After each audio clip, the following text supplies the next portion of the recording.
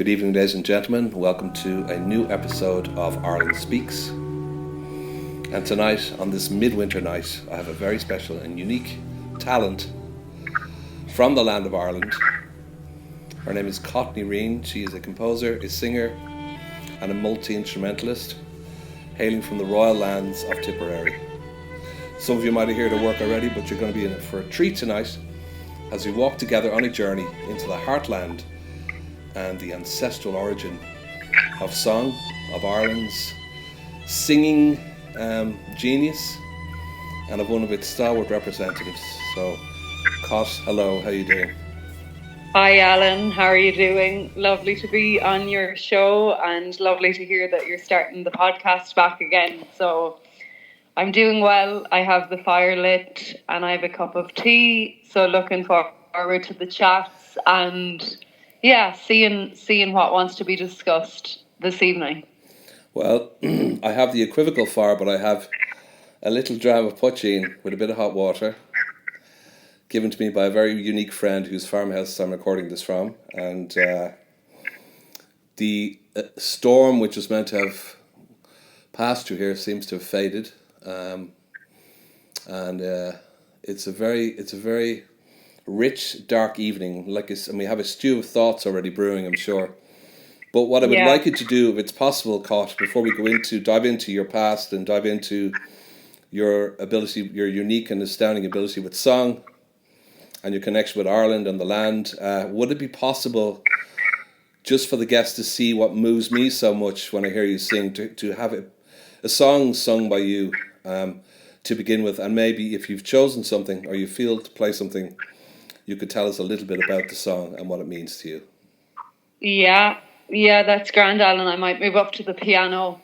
I was just thinking there of singing this song to open up.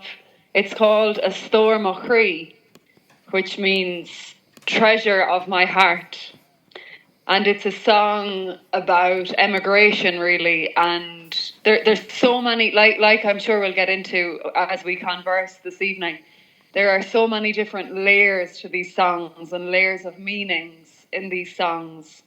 So this was written, like we have many songs written about emigration, the many people that had to leave this land for various reasons, from famine to poverty to seek better opportunities, many different reasons.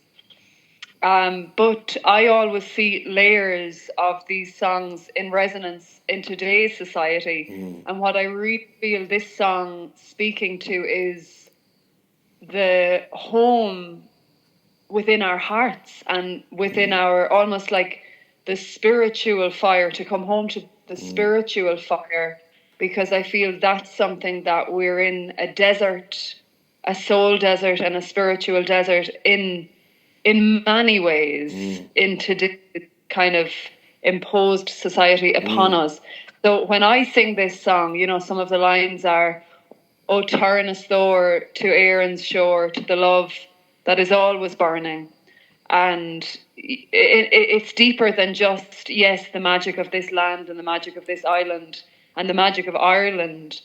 But it's also like, turn to that love within and the heart within, that which is true within the soul, because that is always burning. And, you know, there's many different lines in the song. You know, the stranger's land may seem bright and fair and rich in its treasures golden, but you'll pine, I know, for the long ago and the love that is never olden. And yeah, you know, there's different, it changes in each verse, but there's just a real sense of homecoming and a call to come home, be that physically or spiritually, do you know, but just to come back to soul and what is true. So I might try this. Yeah, great, because you have loads of thoughts brewing now, and we could chat about it afterwards. So this is called Storm o' Cree, correct? Okay, let's just go for this and see. Yeah. So, A Storm o' Cree. A storm o' Cree, when you're far away from the home that you'll soon be leaving. It's many's the time, by night and by day, that your heart will be sorely grieving. The stranger's land may be bright and fair, and rich in its treasures golden. You'll pine, I know, for the long, long ago, and the love that is never olden. A storm of rain in the stranger's land. There is plenty of wealth and wailing, whilst gems adorn the great and the grand. There are faces with hunger paling. The road may be weary and hard to tread. The lights of her cities may blind you. Oh, turn us though to Erin's shore, and the ones that you're leaving behind you. A storm of rain when the evening's mist over mountain and meadow is falling. Turn away from the throng and the list, and maybe you'll hear me calling.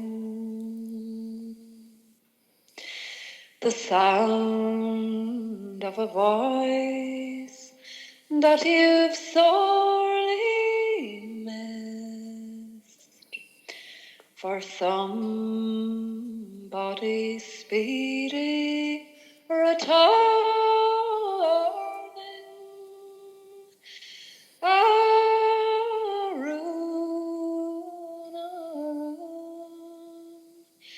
Won't you come back soon to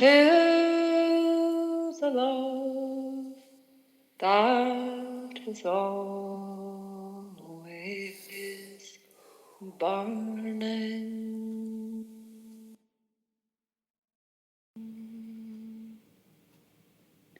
Shinawil. Wow, that was so beautiful. I'm glad I have some tissues beside me. I knew this was going to happen. It's a good sign. I always take it as a great compliment when people cry, because I think that is one of the functions of song, to help the land and the people and the communities access their emotions, and really feel. And maybe you've been feeling something, but you haven't really had a space or a vessel for it to come out of your body, so you're holding it in. maybe even unconsciously sometimes. But then that's the great power of music, song, and art, but particularly the musical art forms. Well, it was That beautiful. Sorry, go ahead. I was just saying, music, because it's beyond thought, it can directly penetrate people's hearts, and it can bring the tears, or the courage, or the rage, or whatever wants to be felt. The music can allow us access, and the song as well. And obviously, I love song because I love words. I'm a great believer in the power of words. So with song, the beautiful thing is you have the marriage of the word and the music. So I always feel it's almost a double whammy, but like of power within that, within the word and the music combined. When the lyrics are good, there's a lot of terrible lyrics as well. So, well, several things come to my heart, and the first thought I had, in expanding what you just said, that music is the midwife of the soul. That it births thoughts, feelings, emotions. And love that. Yeah, that's beautiful. I was standing on the edge of Valentia Island 2 days ago, and your last line about Ireland's always going to be there burning and waiting for you, I had such a feeling at the brow of that ocean. It's a holy place there. And it's always waiting for me. I go there and I'm invisible. I'm without thought, without words, without birth, without place name. I am what I am there, part of Ireland. And I had this image of people. I had this image of your voice traveling all over into the hearts of sleeping immigrants, and them all rising silently from their beds and getting boats home to come back to liberate and re-engage with their soul, because all of these great invitations over the centuries, better times, better opportunities, better money, Australia, this, that, and yet still, and I know because I was an immigrant for 8 years, the beating heart of Ireland never leaves your ears. And it's Seamus Heaney said, distance is closeness. You become more intimate the further you're away from her, and you get to see her true colours, and then it creates this terrible longing in you, this silent longing. So song, it's almost like you were floating over the ocean, calling people home. Wow, that's a powerful image. And I do feel like I know, even from singers that ring in my ears and musicians, that I think in Irish music there is a call in it. There is this deep call in the music, calling us to something ancient and primordial.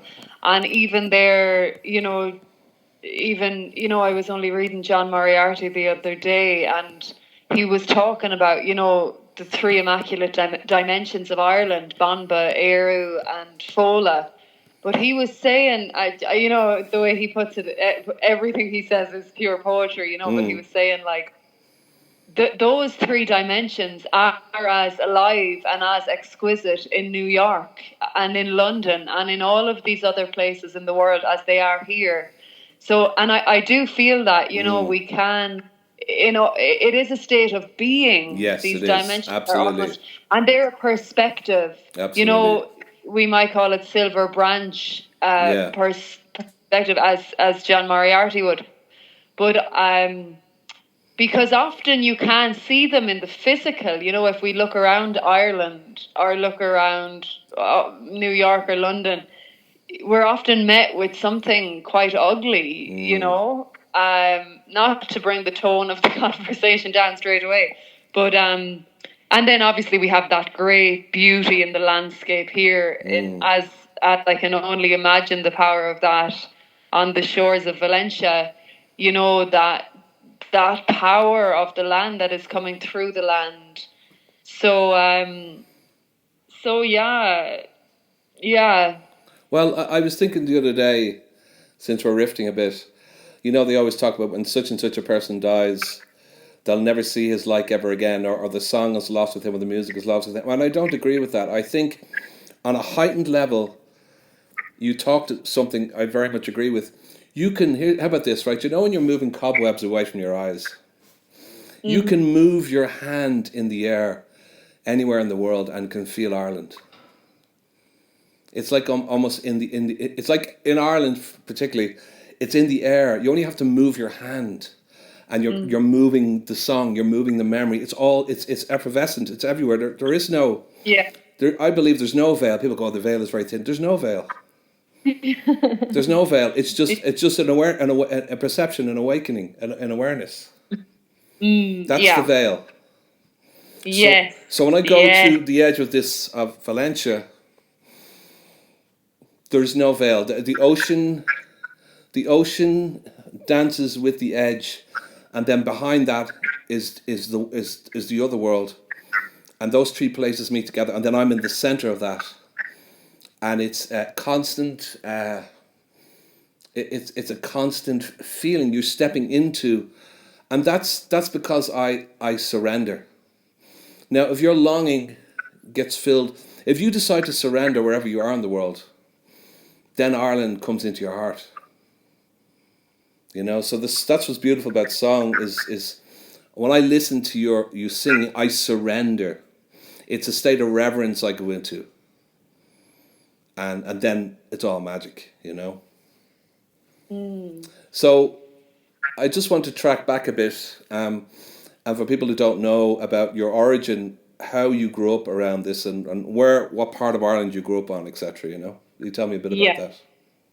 Yeah. So I grew up, and I'm back living here now, which is gorgeous. I grew up in a place called Balabai in Upper Church. Balabai would be like the town's land. Upper Church would be the kind of parish or village, and then it's in the Schliefela Mountains in kind of mid-northwest Tipperary. Mm-hmm. So we're quite close. Like the closest town to us would be Thurles, but we're very much in the hills, in the mountains, and they always say, let's say with the dispossession of the land by the English, that they took a lot of the great land first of all. So often the places with bad mountainy hilly land like we have here, the culture actually survived. It wasn't as brutally colonized culturally as the places with the good great land. You know what I mean? So we grew up then specific to myself. I grew up in a place, an old mill. And the old mill, it's known to people as Jim of the Mills. My father is Jim. And my uncle, or my granduncle, my father's uncle would have been Jim. And it went back along in the family. An old mill, it was built in the early 1800s, very at the start of the 1800s. And basically, my father inherited it from his uncle, but he started to have these sessions. It only started off very, very casually. You'd have a few friends around, and they'd have a few large bottles and maybe sing a few songs, and I don't know, maybe play a game of cards or something. But it just kind of took on its own, a very organic rhythm. And then by the time I came along, it was a full-blown musical storytelling, singing session beside the fire. The big feature of it is we have this big open fire like they did in houses long ago. So we have the big hearth, and we have a roaring turf fire, and all of the song and the story and the music and just the crack, the conversations, all of that is so central to us as a people. I grew up with all of this richness, and I thought this was normal, until I really left and I went to college, and I was like, whoa, that was so special, and I couldn't find it anywhere else. That kind of the elementality, I don't even know what the elementality is that a word, but that's a great word though. The fire, fire roaring, it was like, it was the soul of the thing. And then all of these different singers, both local, just the local dad's friends and people from the area that would have their song and they'd sing it every week. And then, people that would come every week religiously, and then people that would be just passing through or would kind of would have heard of it and say, oh, we'll go up for a Thursday night from all over the country and then all the world. were really edited naturally. So we've had people from all corners of the world come to share their own culture, and it's really moving. And it's a ritual because it's once a week. We only once a week, so it's every Thursday night. And growing up with that rhythm and that song and hearing all the songs, my bedroom was above the room where the sessions was. So I, as a young girl, was going to sleep and just absorbing all of the songs and the stories that was happening below me. And it was the greatest education ever. I never could have learned anything like that in school or college Wow. But the main facet, Alan, was connection, human connection. And what the songs would draw out of people and the stories, the connections they'd make and the conversation and where the conversation would go to and all of that. And the love, really, just the love, the love between us. Wow. Regardless of our political opinions or our all of that, there was just this unifying force which we all came together in every week, and it was beautiful, and it still is. And yeah, that's a little bit about the kind of area I grew up with. I also had 4 sisters. There was 5 of us, and there's only 7 years between the youngest and the oldest. So I had a lot of company, and we were all playing together, and then a big feature of our childhood and still of our life is nature. We had both my mum and dad are from, typical kind of rural Irish farming backgrounds, small farmers, but they have that connection to the land that has never been severed. It's back along the generations. So growing up with them as my parents, from being out with the cows and in the fields and, seeing new calves being born and being out with the hay, jumping on bales, being down at the river, spend a lot of time at the river when we were young. And then our mother taking us on walks and showing us, the blackberries and the wild strawberries. And I only see it now in hindsight that was not everyone's upbringing, and how fortunate I was to have that very and for them it was normal. Like, it wasn't like, oh, we're back to the land, or it was just the way, like, a natural relationship with the earth and knowing what's in the ditches and just the wonder that inspired in me and continues to inspire in me. The earth and the natural rhythms of the seasons and animal life, animal being and plants, and knowing that you are interconnected with all of these, and then with the music and the song, it makes for a very rich culture in which a being and a soul can grow and thrive and take great enjoyment from. So that's a little bit. I mean, there's a lot more aspects, but that's just to give a little flavour of, like, the culture I was reared in. So my feeling reaction to that is, when you said you were upstairs, I had a feeling you were drenched in notes and songs. So you're literally absorbing, like a plant, all of the songs, the music going into your veins, and then you're sort of baptized in, I like the word communion, the communion of the fire, the communion between others, and you're literally passing the flame of the spirit of Ireland on the landscape and your heritage. It was all woven together for you, almost like it became not just second nature, but your first nature, your primary nature. So that is an extraordinary re-education to get. People would have to be re-educated into that, but that was your origin of education. So you came out sort of like you came out then birthed elementally in a way. And I think about the fire. I think about Colin. I think as well, Alan, I think, just to interrupt there for a moment, I think as well it's important to say there was also, in terms of, like, everything wasn't right. I think, let's say, there was lots of stuff about even farming practices or that weren't right either. It's not to say it was I landed into this perfect romantic situation. There was also a lot of because of colonization, let's say talking about plants, the amount of knowledge we have lost around our plants and the ditches and the wild herbs. So it's not like my mother and father knew all of that, because they've come from a culture that their parents were severed from that. That has been taken from us. So it's not to say I got the full whack. Like, I've had to do a lot of education in terms of, what are these plants and what these are our medicines. But it was also very, very beautiful. Do you know what I mean, Alan? Yeah. Just to put that little point in there in case we're swept away with their yeah.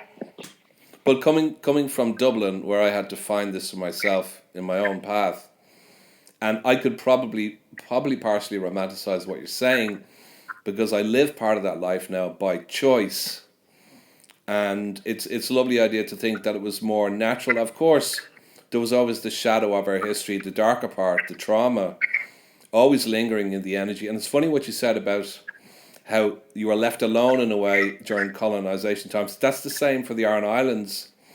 I don't know if you've read Singh's book, The Aran Islands. I haven't. It's my favorite. It's my favorite account of Ireland ever.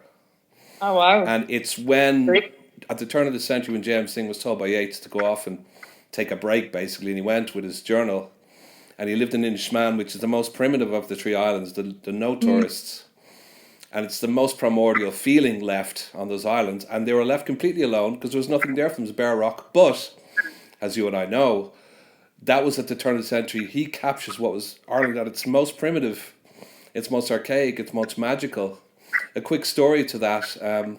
He came across a funeral scene once, and it was a daughter burying her mother, and she was so overwrought with grief that she took the grandmother's skull from the grave and was keening her mother's death with her grandmother's skull in her hands. So these images are beautifully wrought and written, and we still have access to that primary culture, obviously going back to the singing as well. So when you sing that song, these are images that come into my mind autonomously without me trying, whether I've known them or not. The songbook, the tapestry is in the air, so your singing pulls on the strings of that tapestry, I think, you know.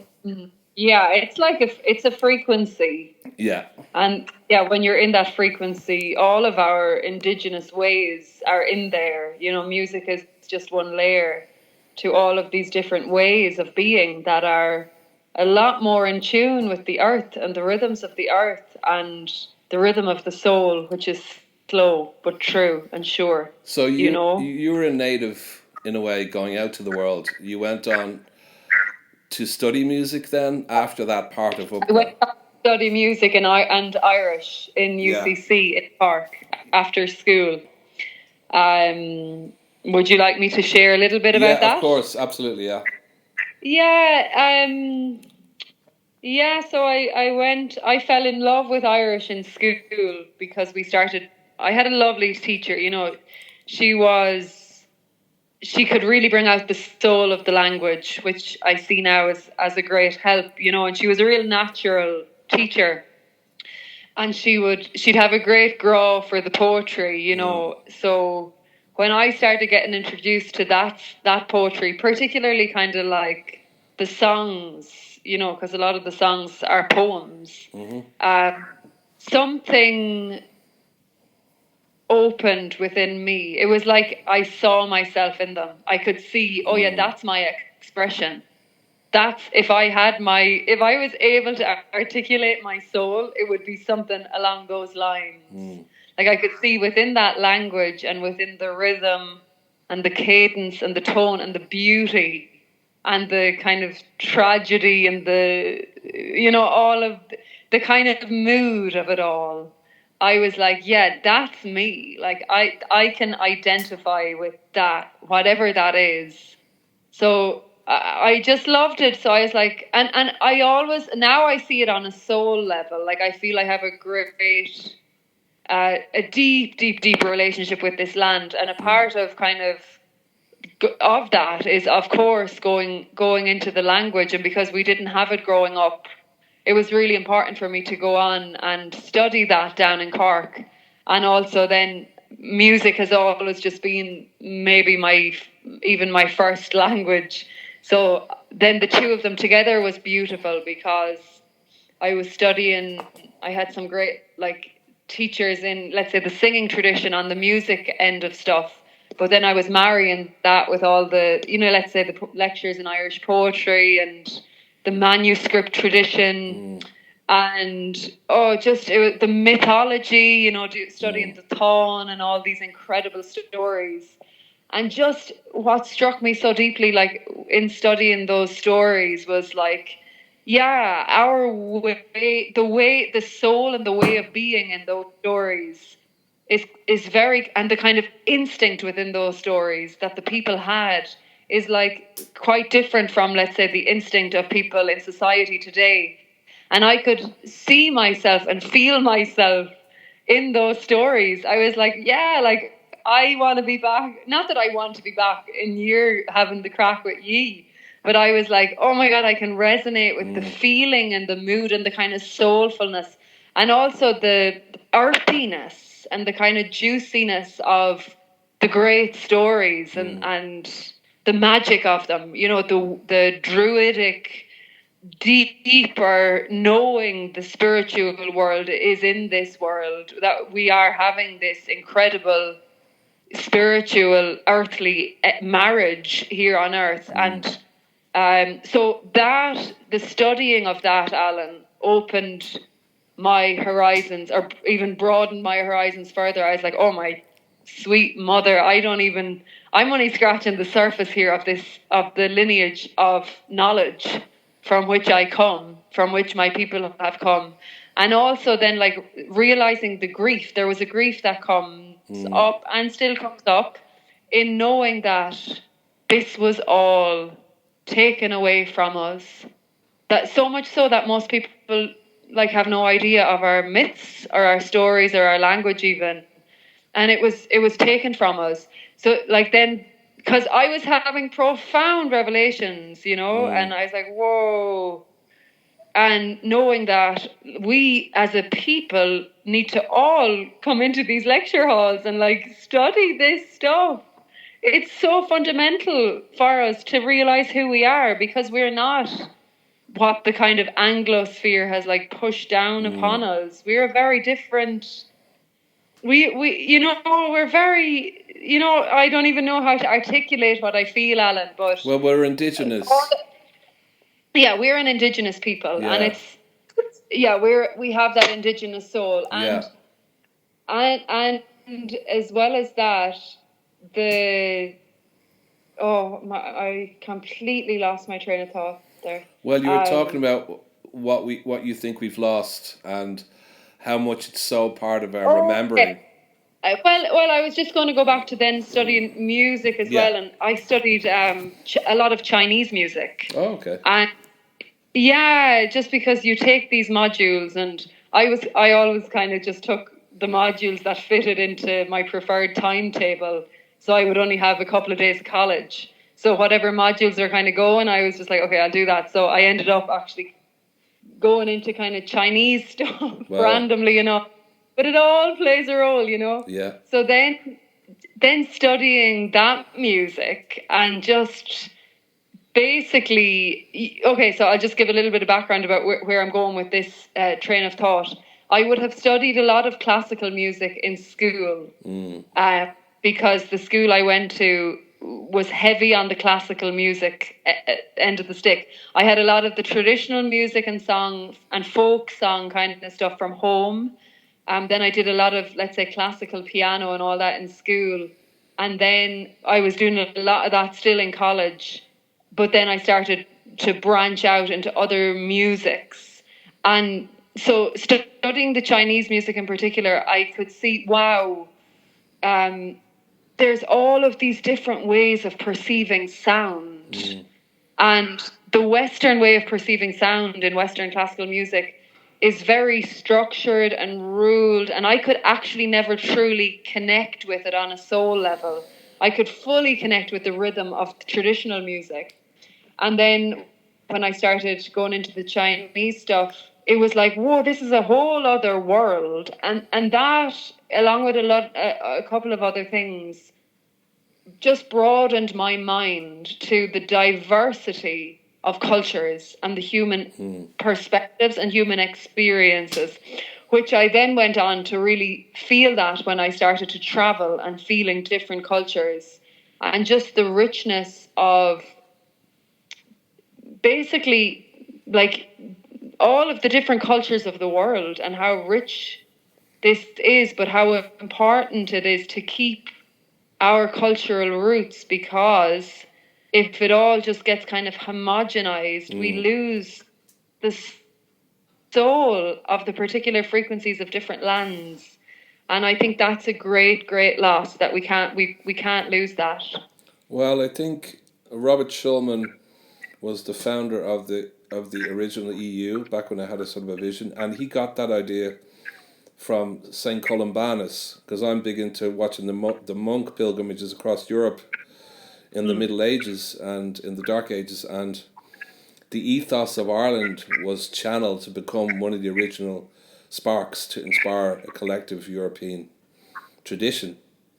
So we have, as you know, a big reach through our micro, this is what I love about John Mayart, is the micro moments of our indigenous cultural ways have reached far around the earth to inform and instruct others. So I'm interested as well. I remember I was at your gig recently in Kenmare, and I remember you said something about how discombobulated you felt after coming from nature into city structures. Tell me a bit about that, because I'm curious about the dissonance of that and what it did to you as a native running into the city and then being shocked by the complete opposite of how you were brought up. Yeah. I mean, there's so many layers to it, but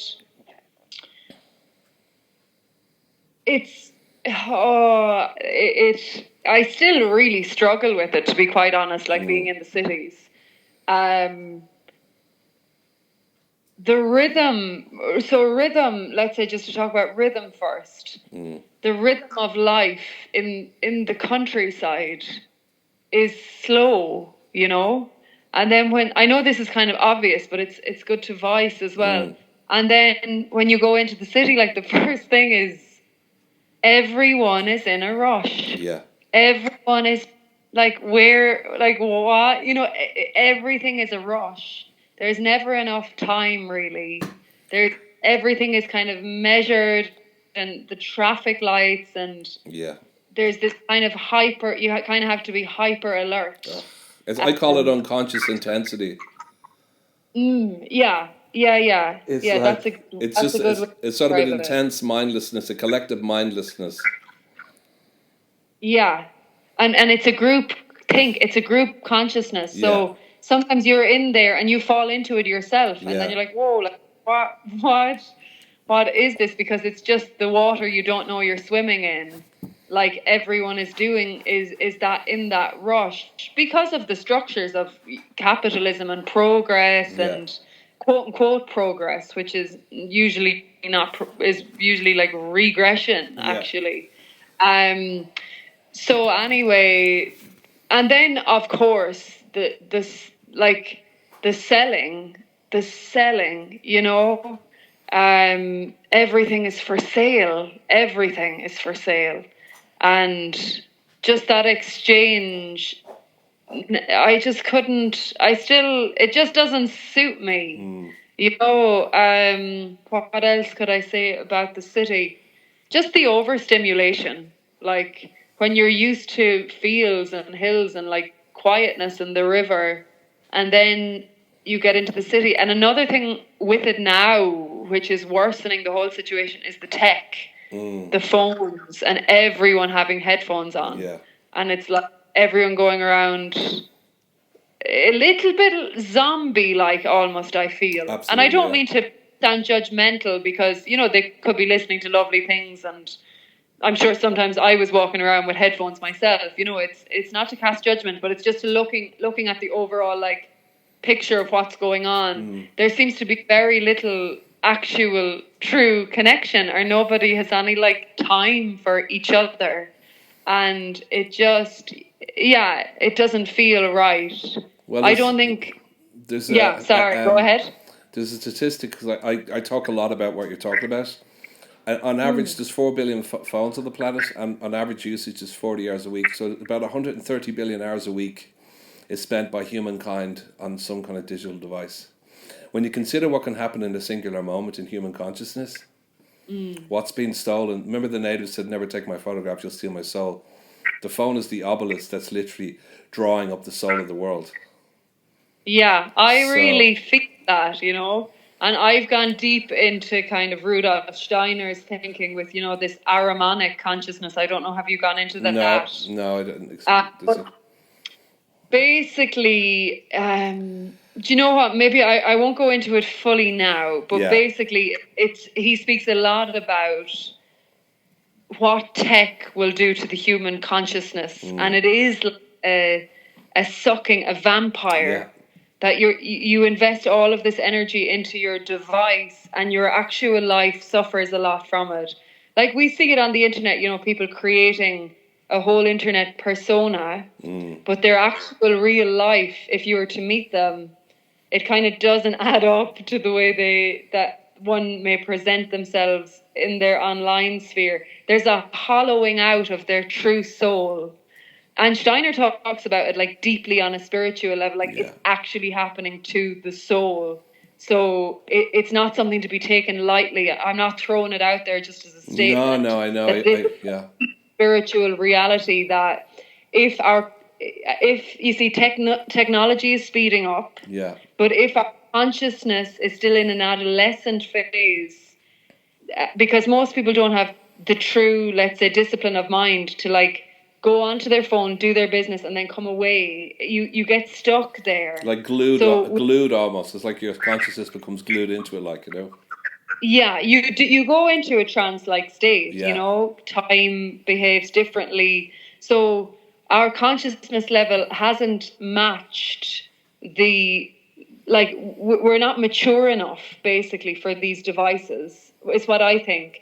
I think we could get to a place where we're mature enough and we use them as a tool, yeah. and that's grand. That's the ideal, because I don't think it's to shun it all either, but to know that it's a tool.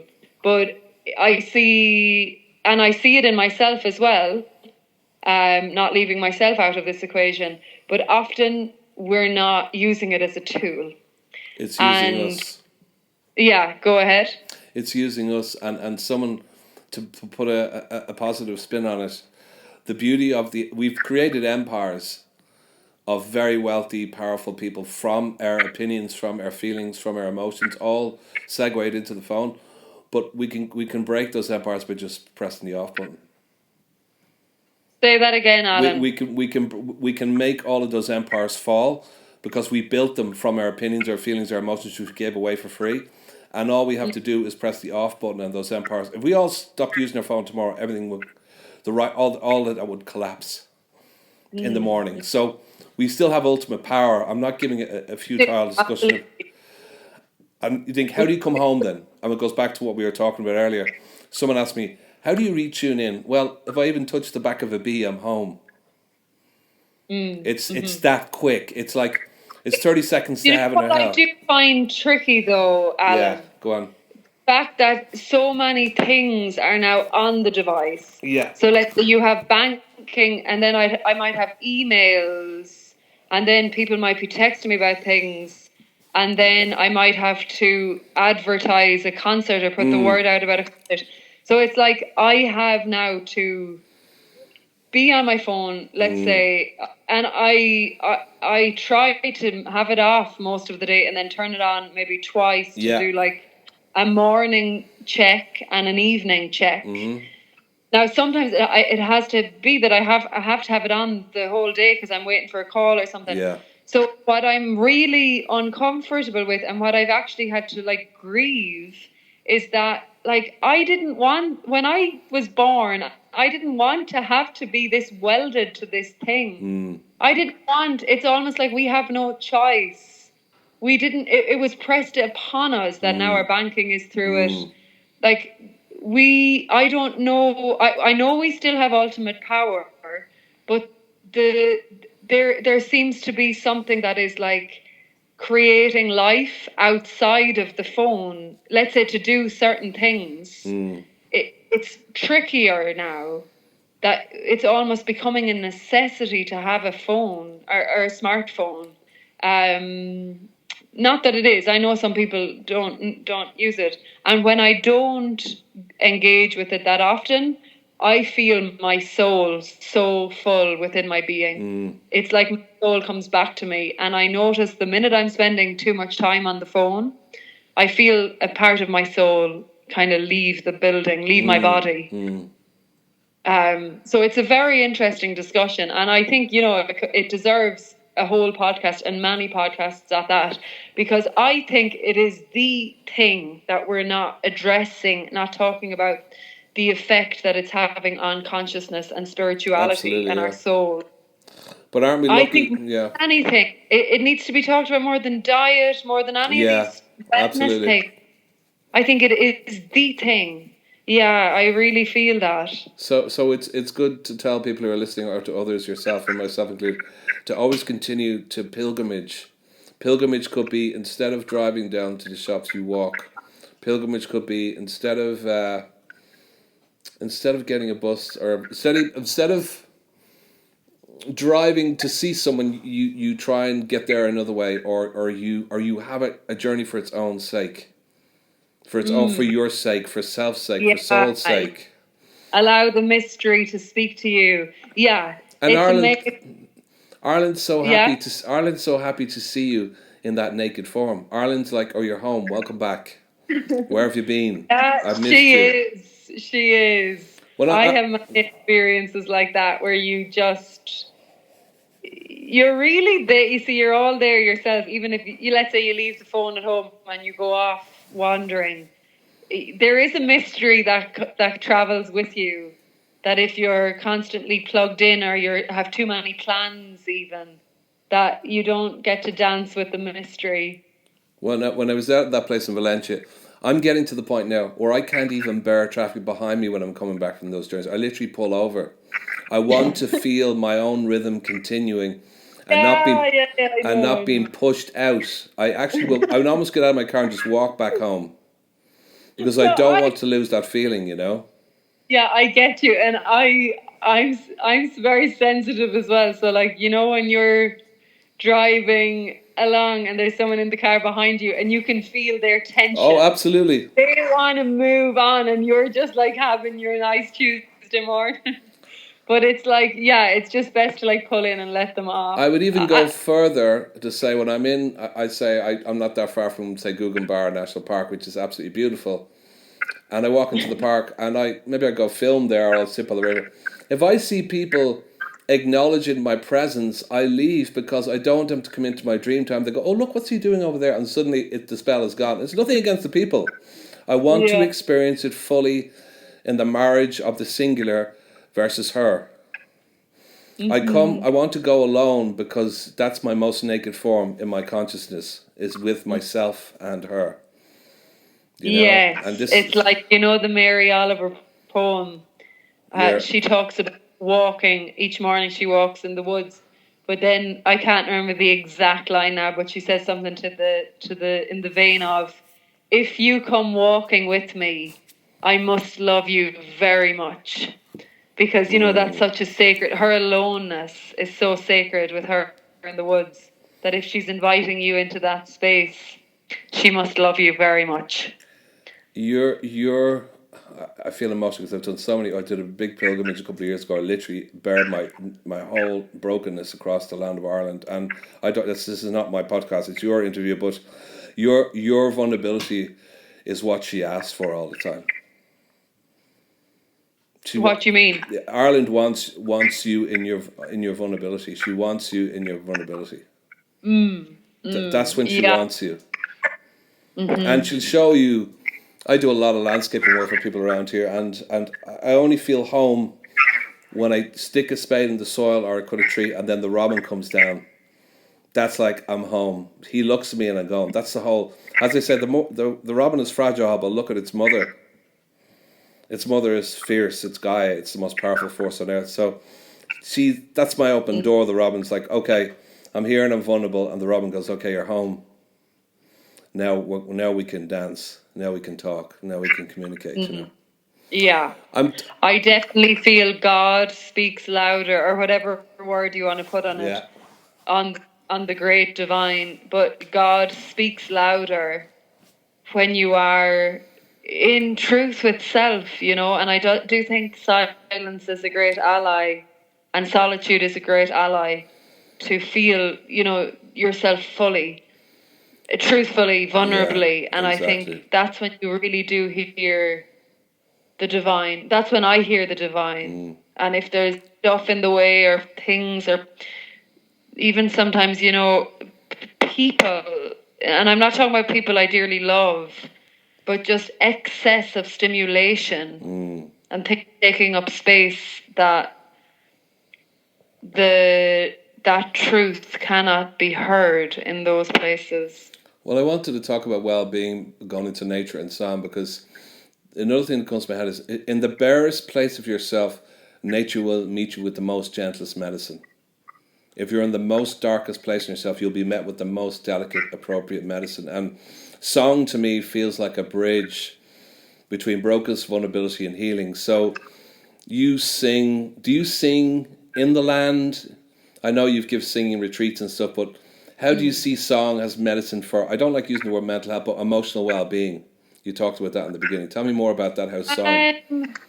Okay. Well, I mean, there's a number of things I can say, but first of all, do I sing with the land? I sing while I'm walking. I find the contours of the landscape and the shape of the landscape reminds me of song. Like, if the land was to be a musical form, this is the exact musical form that it would take. So I get inspired by, you know, even like the colours and the hills, and where I am, it's quite hilly. So this all really inspires my music deeply. It's the biggest inspiration for my music is the land.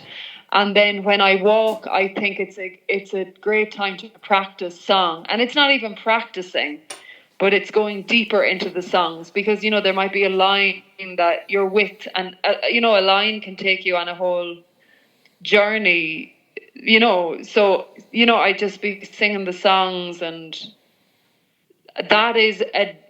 that's kind of when I'm the most blissed out, walking and singing with nature, because I'm with that, you know, the land of Ireland, and I feel her, you know, I feel her in her song and her music. I feel like, I'm like, whoa, you know, it's just like me and my mother, like in this blissful communion.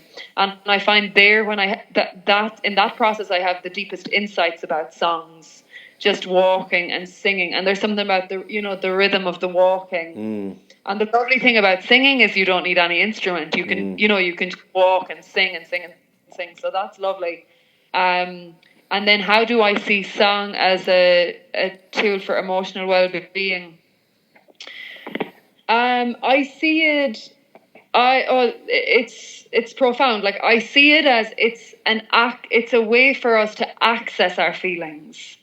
So, like, you know, I do these kind of sessions with people. They're maybe like 2 hours long, and they're kind of healing sessions, but we often use the song as the vessel for them to really access the feelings, and often even the beauty of the lines. When they go to sing them, you know, they get emotional, or they can really feel their feelings coming out. It's like the beauty of that vessel inspires or allows the space for them, combined with the singing, of course, and the music and that embodied experience. But it's profound. And I mean, I have dabbled in so many healing modalities, and more than dabbled, like I've gone deep into so many different healing modalities.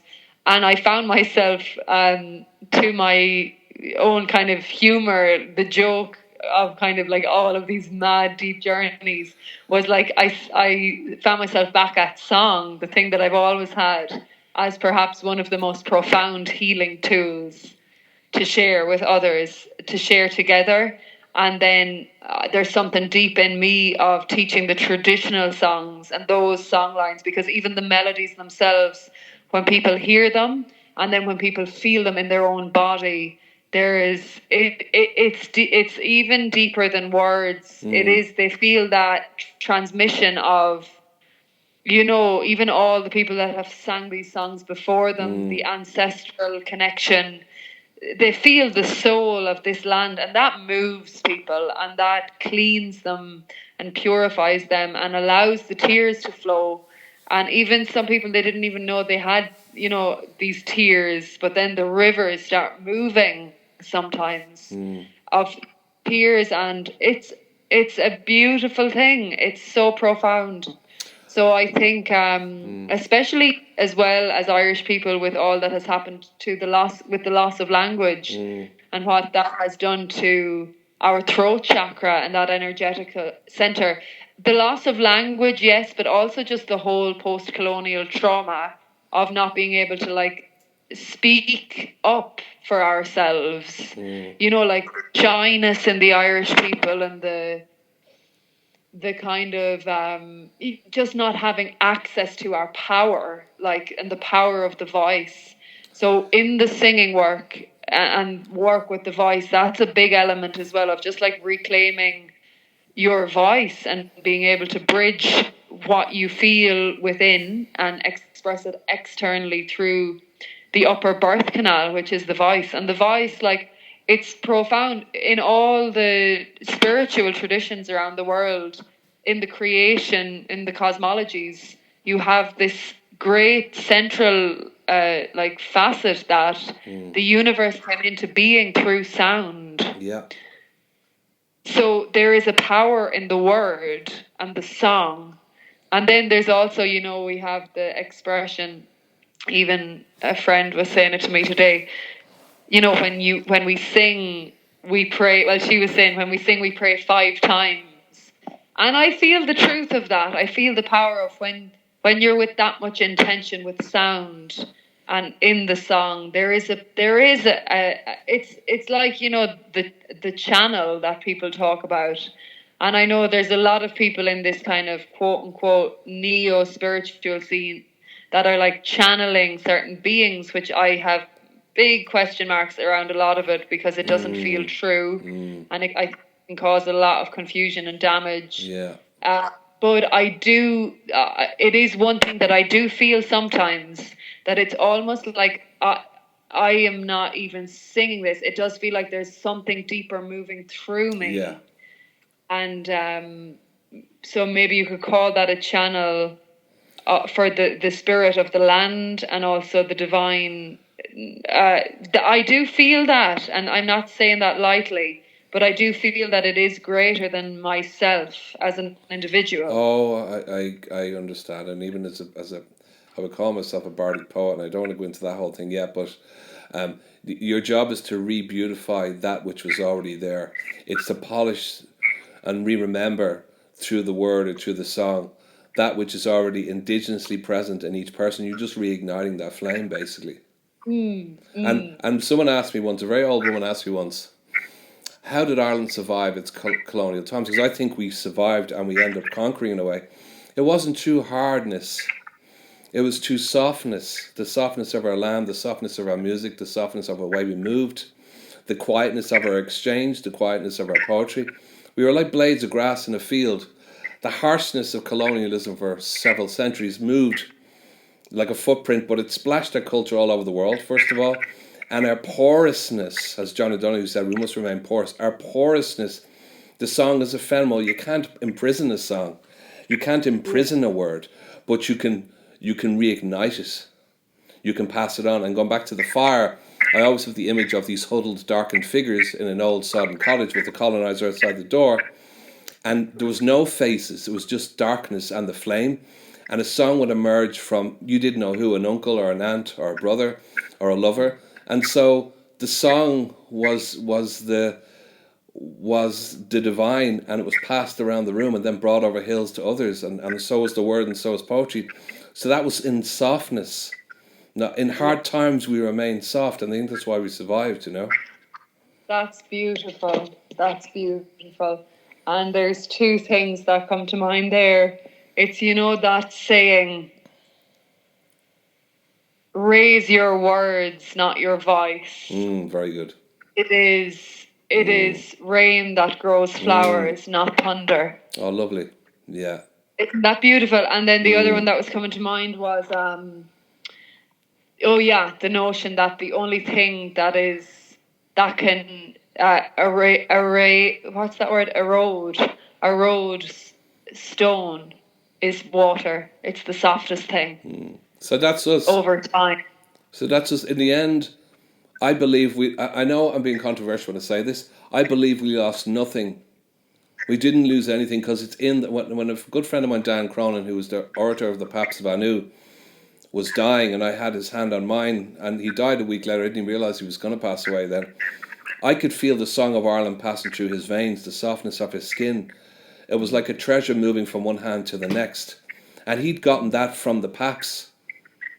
Like, if you go and put your hand in the soil, or you see a 3-year-old playing the violin like a genius, or a 4-year-old, the song is never lost. It's just, you only have to call out to the land and it will come back home. Yeah. And that's what's lost. And your job, I feel, when you sing, to me personally, you make me remember things that I didn't even know I'd forgotten. So I'm actually talking about singing. Yeah. I think it's a good time after all the words to give us another blast. I can give you another blast. Yeah. What will I do? Maybe I'll do the local song. We have a great local song here, Eamon on Cnick. Yes. Have you heard of this song? I'm not sure whether I heard it at one of your gigs, but just remind me what the source or the story of the song is before you sing it. So Eamon Riain Owen, he was actually a cousin of mine. He was known as Eamon on Cnick, or Ned of the Hill, and he was born just a couple of fields up from my house. And he would have been in the era of the late 1600s, would have fought at the Battle of Aughrim and the Boyne, I believe, as well. But basically, he was of the Riains, the Riain, which were a big Tipperary clan, like a big Gaelic family. And he was very intelligent, apparently, so he was gone to Europe to train to become a priest. And he came back at a period in the history when the English were dispossessing the native Irish of their homes and land.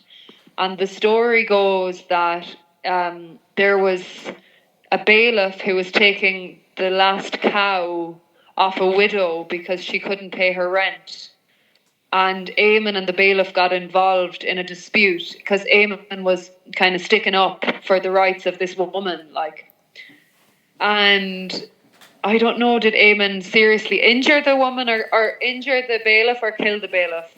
But anyway, after that moment, there was a price put on his head by the English, and he had to go on the run. And he spent his days, as a rapparee, kind of supporting the Irish to keep hold of the land and just supporting the Irish cause, while living this what must have been an incredibly tough existence in the hills and always hiding from the English because there was a price on his head. And then he fought as I mentioned, at the Boyne and in Aughrim. And then when all of the Irish lads left with the flight of the wild geese to go to Europe to seek help over there, some of them stayed, even though they were all outlawed. Anyone that stayed after that, they stayed on the Irish land and I always felt there was a strength in that, that they decided to stay here even though times were seriously tough and their lives were at risk. And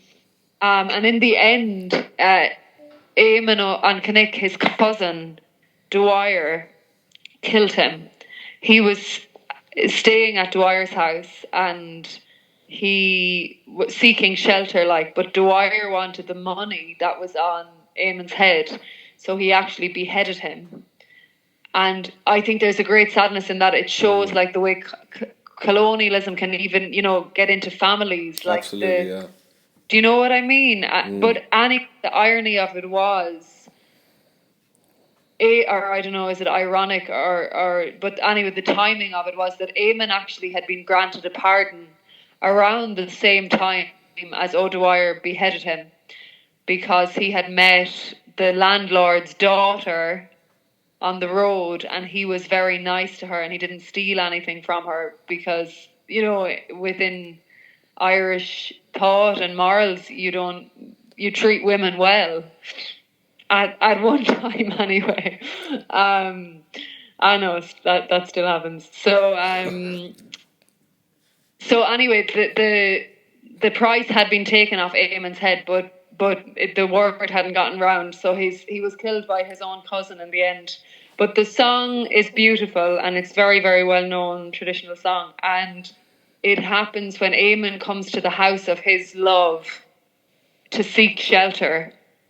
But she is so afraid of letting him in, because if she was to let him in, there would be the potential danger of the two of them being killed by the English. So she has to turn him away. And it's kind of that heartbreak of, yeah, like I can't even get shelter with the one that I love most. And just, you know, he describes how hard his life was, and he's, you know, soaking wet and from constantly walking these hills and these valleys, and it's a very, very beautiful, moving song, so I might give it a go. Go on, sure. Yeah, I'm wondering, should I use the shruti or not? I think it'd be nice to give the old shruti a blast. If and that doesn't need a mic, does it? So it doesn't need a mic, but the thing about it is, I have to put down my phone, and I'm wondering, will my voice be picked up? Ship. What do you feel? I think I'll just sing in. Yeah, I think so. Because that's the night it's in it. I feel that it's that way anyway. We're stripped to the bone here, you know, for the singing. So. Can you hear that, Shruti? I can actually hear it. Yeah, it's nice to have it humming around the back. I'm going to do it with one hand, but that just means that I'm on a single drone note for the whole song, which is fun. Yeah.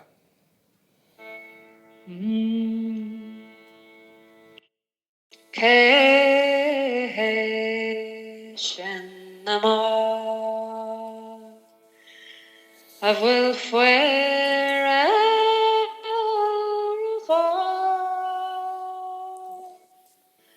arriba morares runter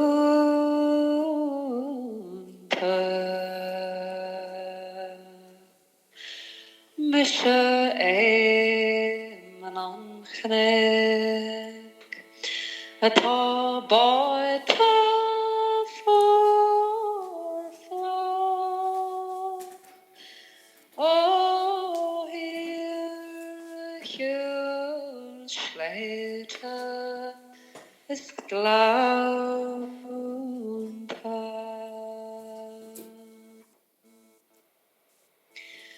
Alleges chwyd cad ein hinshachyd mon gwyring arth baing dam gona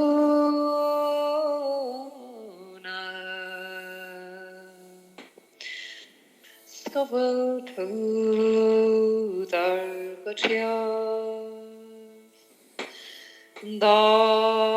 here head alap Scone me sharen muchta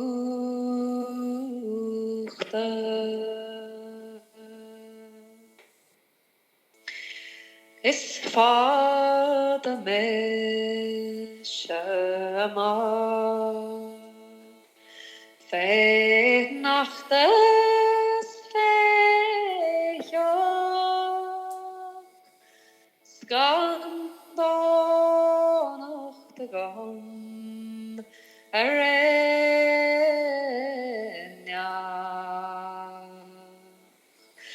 Ma hesherach ganskar Ma veranar gan Iskar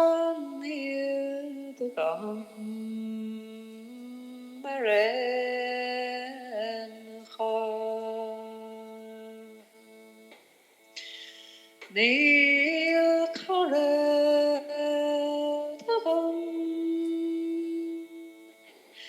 is done on the sun. Agloch me mach no dena.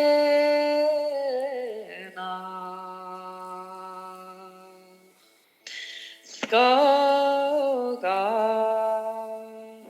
medal.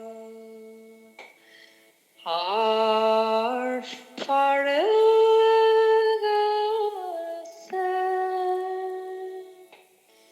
Oh, so no fullen dum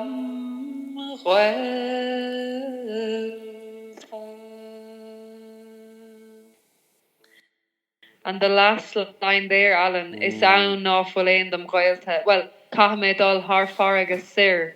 After getting refused from his love, Eileen, her house, he says, I'll have to go overseas to the east, to the place where I have no relations. Yeah. And that I was reading in the preface to the book that Danny Sheehy wrote about something got to do with St. Brendan and yeah. Really? But anyway, he was talking about the 3 types of martyrdom in the Irish tradition, and one was leaving your family, and it's in today's world it's almost the opposite. That was today we're kind of encouraged to leave the family and go out and be these individuals. Whereas when I read that, I was like, wow, that was martyrdom to having to leave your family because that's. And I feel it in that last line of the song. It's down Bolain the Moghelta. That's the place where there's none of my kin. And that was the ultimate grief. Going somewhere where your family and your relations were not. Yeah, that's beautiful. Yeah. Can I add a hopeful tone to the end of that? Go for it. This is but we brought the seed with us, we brought the fire with us, we brought the flame with us. And when immigrants have, actually I mentioned this in a film made about New York, when immigrants have left their family behind and they've been known to rely on, that's when they fall back on themselves, and that's when immigrants built empires, using the seeds of longing and the seeds of ingenuity that were brought from their native land. And that's how powerful Ireland has left its imprint all over the planet. Are you talking about empires in a good sense, or I mean it in the sense of invention, in the sense of forging new paths. In this, I don't mean it in a corporate way. I mean we carry the. Empires are terrible. If you go to another land, for example, right? A friend of mine is an oil speculator, and he was in the top of a hill in Afghanistan. And there was a guy with a Kalashnikov there, and he thought he was British, and he said, "Oh, I'm Irish. Oh, Irish, Bobby Sands. This is a guy at the top of a mountain in Afghanistan." What I mean is, I'm talking purely from our own indigenous pride. We're beloved all over the world, and what I want is for us to have the same belovedness for each other as people do outside of here for our own country. Yes, yeah. And I think it's coming back. I think we are... I do too, yeah, definitely, yeah. That theme within our own culture. And there's definitely a lot of work to be done and a lot of education and a lot of... I think when people, even opening... for example, I was teaching a singing workshop in Dublin last weekend. Right. There was a woman from somewhere in the south side of Dublin. Yeah. And I was teaching them Roisin Dubh, and I kind of go very deep into the songs. And she just asked me, she's like, I have a question. She's like, what is this? What is this? I just don't know what this is. And it's kind of a big, broad question. Like, she was just talking about, what are these songs? What is this language? Like, what? Because she had no connection to them, like none. And then that led me down this whole, okay, like, kind of describing as in what I could, like, where these songs come from and what these are, what they mean. And it went on into kind of a long conversation and dialogue. And she was so glad at the end. She was like, wow, when I know that, like, now I'm starting to feel the connection with this land and all of the songs and all that goes with that again. So how did I get onto that? Sorry, I'm after losing my train. I have no idea. But we were talking about, we're kind of talking about the value or the meaning of the song and how people have disconnected from that. Yeah, about this new wave and the need for education, because a lot of people don't even know this, like, let's say, the beauty of these songs and that it's actually accessible to them. A lot of people don't even know it, like, they haven't even opened Pandora's box. I think the more we do, bring it through and people feel the resonance of it, I do feel we will regain that self-esteem within our culture. Hopefully, I think there's a lot of work to do. Well, we just, as we move into a continual global grief, that also brings us together closer, like the fire, like us huddled around the fire in an Irish cottage. The grief. I'll tell you a brief story. In Connemara, a friend of mine who used to live there for a long time told me they'd have the sessions, and there was some incredible sessions back 20, 30 years ago there. And they would all do their different things. And then this woman would come in, imagine her coming in all wet from the rain, and she would sing one song and leave again and say no words. And apparently she had come from a lot of heartbreak. And she'd come out of the stormy, rain-sodden mountains of Connemara, burst into the door, and then just burst into this song. And the whole pub would go into this reverence. It's like she carried grief in her heart and spilled it out in through every mouth and pore of the people sitting there. And then she would just leave. But she would leave an imprint. And so in a way, I was just thinking, it's part of a poem I've wrote. I'm going to paraphrase what I think you do is, you sing for all of us. And so you sing the wordless tunes, and they're languages that we can lay upon and come home again to. Thank you, Alan. I really receive that. Because that's what I want to do. That's what I want. That's what I believe in song and music, not for myself. I obviously get a great deal of pleasure and enjoyment and my own beautiful experiences with it. But it for me, it's always about the greater whole, So if I can, inspire any of that in anyone, I'm winning because it's more than me, and it's for spirit. This work for me is deeply spiritual, and it's my part of my spiritual path. And I love that. The thing about it in the Gita, and there many different traditions have this thought, but like, just you're entitled to work. And maybe entitled isn't even the right translation, but like, you're entitled to work, but the fruits of your labor are none of your business. So it's almost like, and I love that, because I love singing and music and speaking to audiences and teaching. And what happens after that is kind of none of my business. No. But as long as I'm true with, and this is for everyone, as long as everyone is true with what they do in the world, and we all have different roles to play, and none is less than any other. No, not at all. I think that's lovely. That's a lovely thing that I hold very close to me. That I'm fortunate enough to be able to work doing something I love. Yeah, exactly. But after that, whatever happens is none of my business. Like, And it is a vocation, it is a service, it is oh, it altruism, is. but it's It also is a a it is a duty. book. Yeah. It's a duty that you're bound to, and maybe at times you go, I don't really want to sing today, but you feel you have to get up and serve something greater in you, and then we're all the better because there is always a certain sacrifice in anything that comes from the human heart, and we mightn't see it at the time, Yeah. but we have Yeah. to stay outside a lot in the outer worlds, in the outer parts where most people don't tread, and I talk about the emotional part as well, and you have to Yeah. weave all You that, do have to have that shamanic. and it's not airy fairy, it's very real and can be very Oh very no. tricky. You're No, it's carrying that, very, and it's very tricky.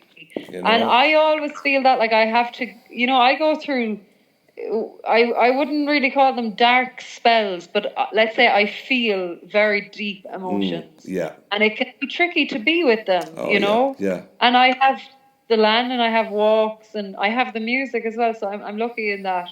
But I know if I just hid away from those emotions and just numbed out through food or alcohol or whatever the thing is, my phone, that I wouldn't be able to sing in the way that I want to sing and that I know sometimes I can't sing, because it's being honest with the emotion that allows you to, for me anyway, it allows me to go to those places within the music. But I feel if you're shying back, that's what I mean, like the shaman, it's the hut, you're living in the hut at the edge of the village, or it's like Kavanagh's line, like it is, he doesn't want to be the poet.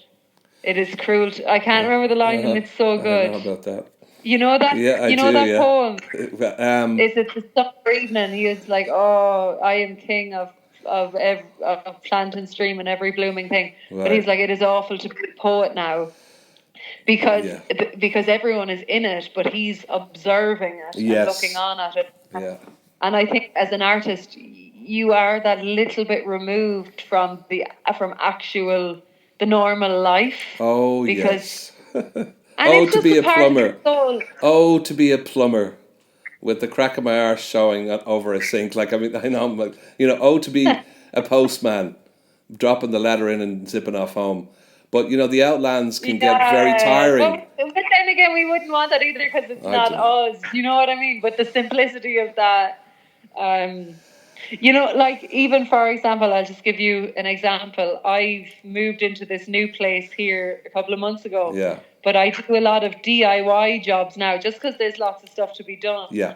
But the simplicity of those jobs, and like, you have something concrete at the end of it. Yeah, no, I do a lot of that stuff. Yeah, it's so satisfying, and it gives you like such a nice dopamine, like feeling of contentedness at the end of the day. You did something. Whereas when you're always working in the abstract realms, you have really there's never satisfaction. Really. No, it's ephemeral. It's endless. And I do a lot of landscape work for people, and I do a lot of bits and bobs, and I love coming down into the woods, and I put what I call my spirit body into the physicality of the land, not just to contemplate in there, but to do something in there.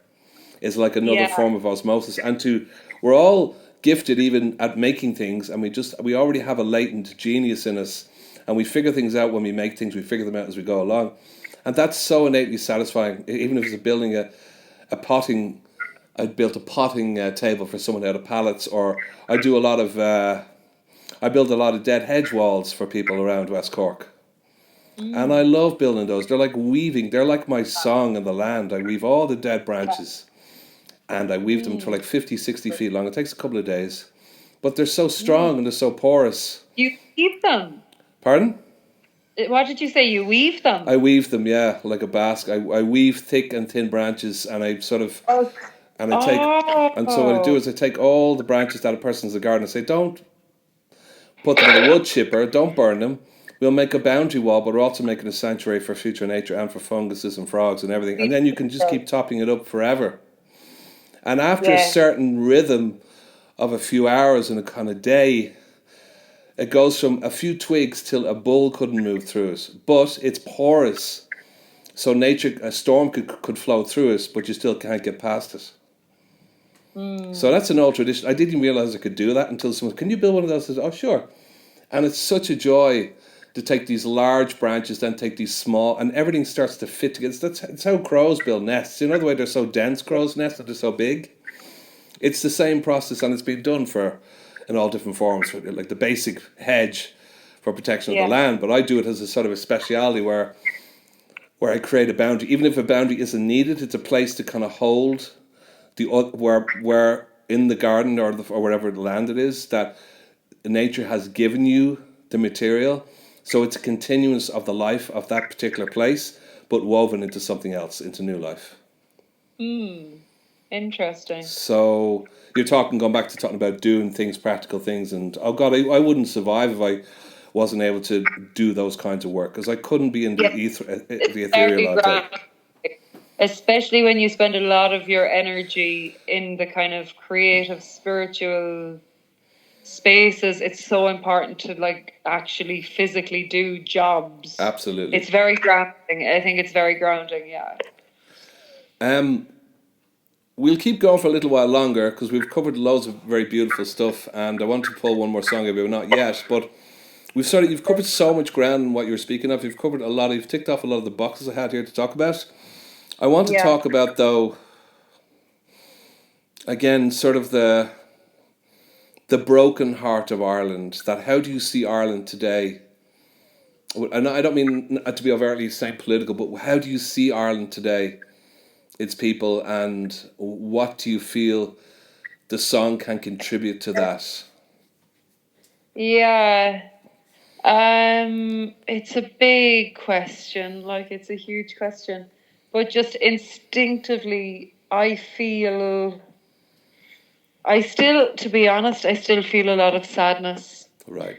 I do. I feel a lot of spiritual, as I mentioned earlier, kind of a spiritual desert in many places. I'm talking about like the day-to-day towns and kind of, not talking about the magical landscape, but I'm just talking about like the structures, and I do see still a lot of sickness, Alan. To be quite honest, I don't think we're anywhere near, what I would hope and envision for the country. I think we're in the first footsteps of reclaiming what I know we can do, and I know it'll take work as well. But I feel, I do feel, let's say that on one side of it, we're trying to bring the soul on and encourage the soul of Ireland. But I also feel a force that wants to suck the soul out of it that is as present.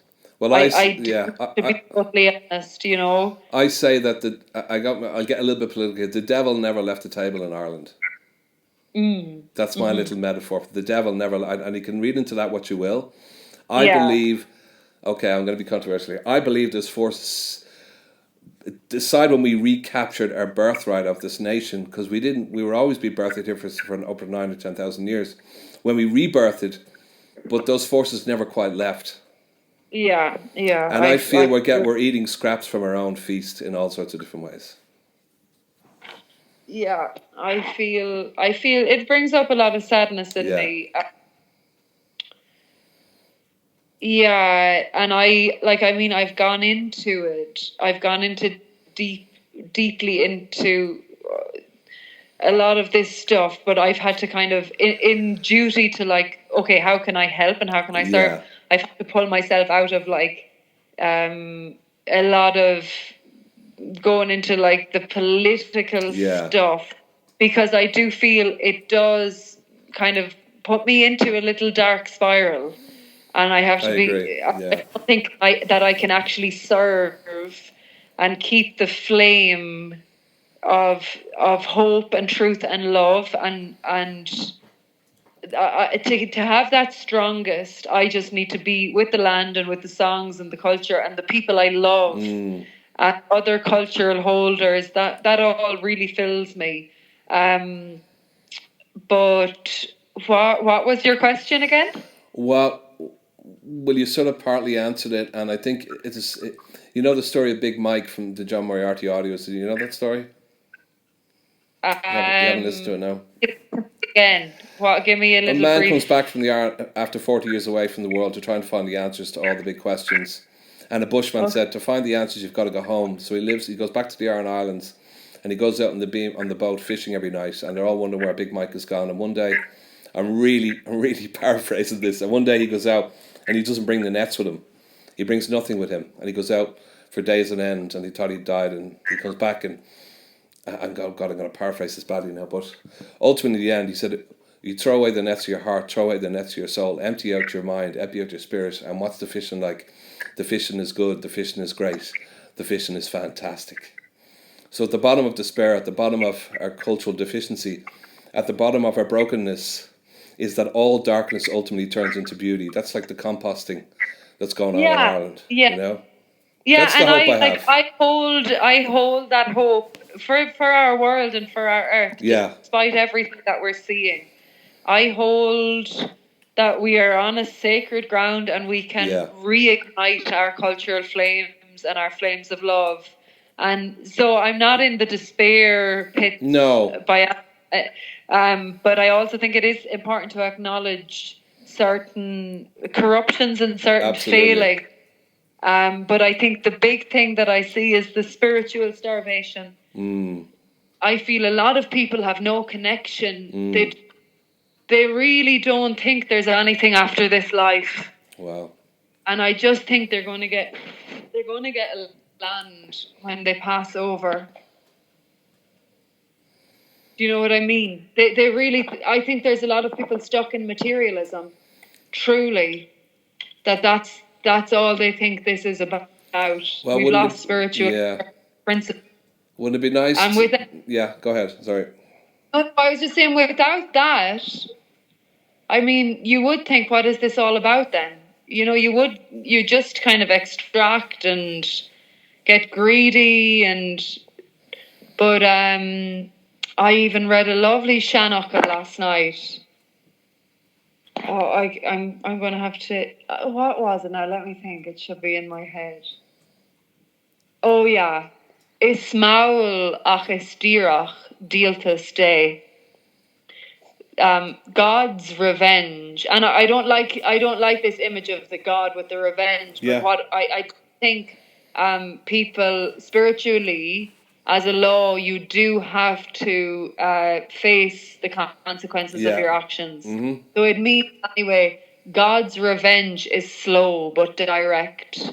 So I think there, and all of us, and I include myself, for maybe wrongdoings I have done towards others, and there's none of us. It's like, let the person without sin throw the first stone. But I do think with a lot of the materialism, hyper materialism, and what certain bodies and people and corporations are doing to the earth, they will have to reckon with that someday, and it's not going to be pretty. No. So my hope is that to reignite that spiritual flame, and everyone is on their own journey, and everyone's journey is sacred, and you can't push that on anyone. You know, if someone doesn't feel that in themselves or have that experience, you can't tell. You know what I mean? That has to be an internal thing. So, but I have a great hope. I do feel there is something brewing and coming through in Ireland now. It feels very magical to me, really. I've had some amazing experiences, spiritual experiences myself, both on this land and on other lands, about this land. There's something very deep coming. I think a lot is going to play out on planet Earth over the next decades. I think we're at the start of a major turning point with technology, with AI now starting to be rolled out. And I think all of these things, we have to walk with a lot of consciousness, because, I think we can choose a couple of different roads here for the future. But I'm definitely choosing the road of land and the road of the spirit and the road of nature and Gaia, and the fact that the one thing we don't seem to... That's what I mean by land, I don't mean land. The one thing we seem to forget, and not you, is that nature is observing us. Nature is... We forget, because we're in our ego a lot of time, mankind. So when the robin looks at me, it's all of nature looking at me. That's 4 billion years of history. When I stood at the brow of the ocean in Valencia, the waves have been rolling in that same rhythm for 4 billion years. The knowledge they have contained is beyond my comprehension. And so she, I believe, is creating a poultice right now to squeeze the worst of our humanity, of our darkness out of us. I think nature's running the whole symphony of what's happening in mankind right now. She is creating the spell to remove the poison, and that's why it's so dark. She knows what she's doing. Yeah. You know? And I has to, like, I think a beautiful thing can come of all of this. When we see the darkness is now, we're seeing it, you know. Yes, it's transparent now. I know a lot of people also refuse to see as well. They don't want to see, or it's too much, you know. But I had to see. It's like the Jungian stuff. Shadow, it's not bad. It just needs to be integrated. But until we see it, until we feel it, until we become it, then we can transform. And that's really what, going back to the singing, the origin of this podcast. I had this vision of, what if you could plug your voice into every radio in Ireland for 5 minutes and have every traffic line stop and just listen to your biggest lament and your biggest song of hope, and everyone would get out of their car and just, it's like that moment in the film The Shawshank when he plays the classical record and all the prisoners stop and look up into the air. Oh, what a beautiful moment. Wow, I would love if that could happen. That would be a major Because when you sing, my feeling is, I always feel the scent of your voice suddenly travelling all over Ireland at once and awakening all these sleeping souls. Wow, that's so who knows, nice. That could happen one day. Who knows, it could happen. You never know, you never know. But listen, we've had an extraordinary conversation, and I want to finish it off, first of all, by complimenting you on your depth, the beauty of your voice, the articulation of your spirit, and the enthusiasm and joy and richness and passion that you want to share about our homeland. You're a very important part of this current treasure emerging from all the different landscapes and all the different forms. So with that, I would ask you, can you finish with one more blast of one of your songs to honour us again? You. Yeah, and just before I do, Alan, to say thank you to yourself for the invitation to speak into these topics, because I think, a lot of the time I'm singing and play music, but it's lovely to have the space to just speak as well, because conversation is also powerful and words are also powerful. And you never know, whoever is listening to this may take something from it, you know. So thank you to you for hosting these shows, and long may you continue, and long may you continue to inspire. And thank you, Alan. Gurv Mila Magot. Oh, you're welcome. So what's the last tune you're gonna? I haven't decided. Give yourself a little bit of time there. Don't you don't have to rush. It's gonna come up on you. Well, I'm late at night here, but the bodies are sleeping now in their beds, and I think of something what I was thinking about.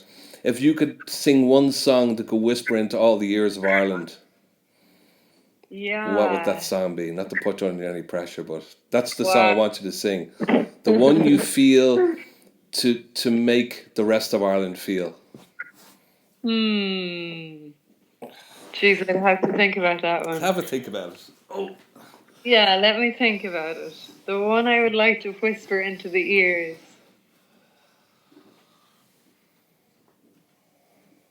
Do you know, there's a song now. I don't know, would this be the one I want to sing into everyone's ear, but it is beautiful because it's called John a Dreams. Have you heard of this song? No, lovely title already though. Oh, it's so beautiful, and it's about yield up the darkness, yield up the nighttime to old John a Dreams. And when I sing this song, I think of John Moriarty, because God bless him. It's about it's basically about the power of sleep and the power of rest and the power of the dream, you know. And it says, both man and master in the night are one. All men are equal when the day is done. Home comes the rover, the prince and ploughboy, the slave, the free man. They all find their comfort in old John of Dreams. So I just think it's about, we're all in this human experience together. We might have all deeply different political beliefs, perspectives, orientations, all of it. But I think there is a unifying force within the whole human family that we need to lean into, and we need to nurture that, what we have in common with each other, love and truth, and all our beautiful cultural differences as well. Do you know what I mean, Alan? Mm-hmm. And I think in this song, there's just a sense of like we're all going in, we all go to sleep, and there's a great equality in sleep. We're returning to innocence, and I just came up with this thought recently, but I don't open up a can of worms, that innocence is the alchemy of eternity. That a state of innocence brings us closer to a heavenly, divine place. Yeah, innocence. I love innocence, and I think it is, you have the first innocence of the child, and then you go through the journey, and then to come back to conscious innocence is such a noble path, the second childhood, when you've integrated everything, all the darkness within, so that you can go back to that place of true innocence. Does an innocence sound like inner sense as well? An inner sense of self brings you closer to innocence, and that, for me, when I see the innocence in an animal's eyes or a child's eyes, that's what brings you home. That's what brings you closer to the divine. And I believe our state of eternity is because innocence was here before we were. Innocence and love were waiting for us to come into being. So So with that, sorry, go ahead. I love it.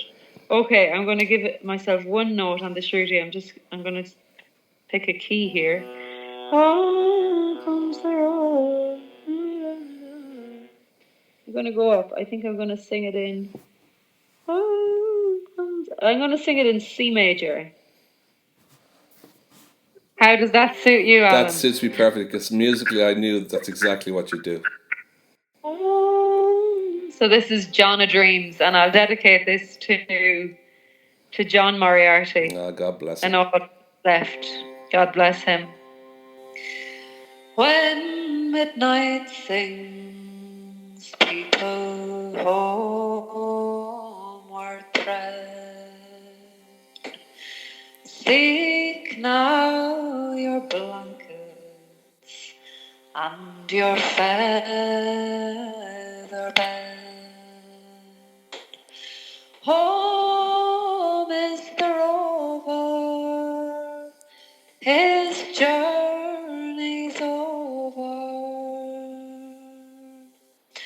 Yield up the night time to old John of Dreams. Yield up the night time to old John of Dreams. Across the hills the sun has gone astray. Tomorrow's cares are many dreams away. The stars are flying, your candles dying. Yield up the darkness to old John of Dreams. Yield up the darkness to old John of Dreams. Both man and master in the night are one. All men are equal when the day is done. The prince, the ploughboy, the slave, the freeman, all find their comfort in old John a dream. All find their comfort in old John a dream. And when sleep it comes, dreams come flowing clear. The haunts of morning cannot reach you here. Sleep is a river flowing forever, and for your boatman choose old John the dreams, and for your boatman choose old John the dreams.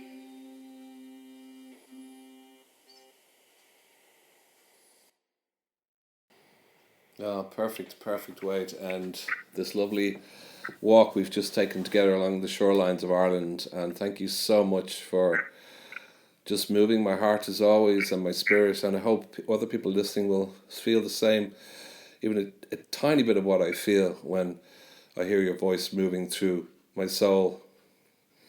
So much, Alan. I appreciate that. And yeah, it was lovely to chat to you and speak into some of the subject matters that we touched. And I know, we could talk for Ireland, Yeah. literally. But yeah, blessings on your path, and hopefully see you soon. And just from a note, if people want to see where you're gigging and your other bits and pieces and with your other group as well. I do have, although Instagram keep trying to delete my page, but I have a Facebook and an Instagram page. Okay. And I will hopefully have a website shortly. Oh, okay. It'll be on the World Wide Web. Yeah. Yeah, and I have a YouTube channel as well, actually. Okay. And then I have a band called The Weaving. Oh, and they're phenomenal. They're phenomenal. Just for those listening, I've heard them. They're absolutely creme de la creme, the three of you guys together. Thank you. What a journey. And maybe one day you'll have your own solo album, which I mentioned to you occasionally. I'm actually recording that at the moment. Ah, great.